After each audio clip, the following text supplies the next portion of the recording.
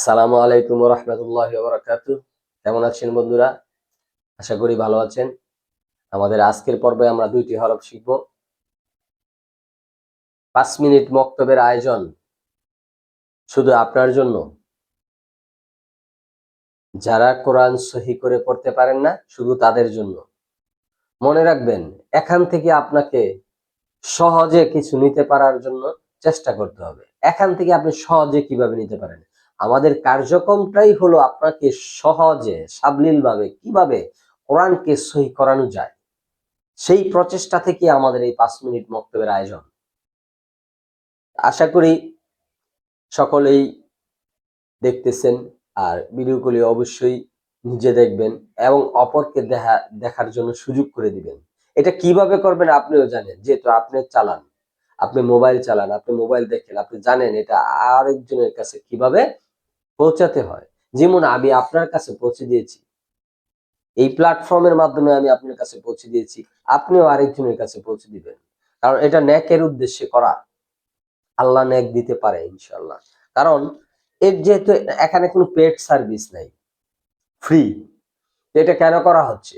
শুধু আপনার জন্য, যেহেতু আপনার কোরআন সহি না। যাক, কথা অনেক বলি, কথা না বাড়িয়ে আমরা মূল কার্যক্রমে চলে যাই। আজকে আমরা ২ টি হরফ শিখব। কোন ২ টি? ক, জ। ক, জ। হরফ ২ টি কি? ক, জ। ক, জ। আমার মুখের দিকে খেয়াল রাখবেন আর এভাবেই উচ্চারণগুলি করার চেষ্টা করবেন। ক, জ। ক, জ। এখানে বোর্ডে দেখেন, ক, জ। ক, জ। ক, জ কিন্তু দেখতে একই রকম। দেখতে কি? একই রকম। এখানে দেখেন ভিন্নতা আনা হয়েছে নক্তা দ্বারা। ক খালি জর উপরে ১ নক্তা। ক খালি জর উপরে ১ নক্তা। ক খালি জর উপরে কি? ১ নক্তা। আমরা কি পেলাম? ক খালি জর উপরে ১ নক্তা। মনে রাখবো যে হরফ যদিও দেখতে একই রকম, এখানে সব হরফগুলি ভিন্ন। আর এই ভিন্নতা আমাকে দেখতে হবে, খেয়াল করতে হবে এখানে কি ভিন্নতা আছে। দেখেন এখানে জর উপরে ১ নক্তা, ত কি? খালি। ত খালি জর উপরে ১ নক্তা। ধন্যবাদ। ভিডিওটি স্কিপ করে দেখবেন না কেউ। কারণ এখানে যদি আপনি স্কিপ করেন তাহলে এখান থেকে আপনি কিছু নিতে পারবেন না। ভিডিওটি সম্পূর্ণ দেখবেন।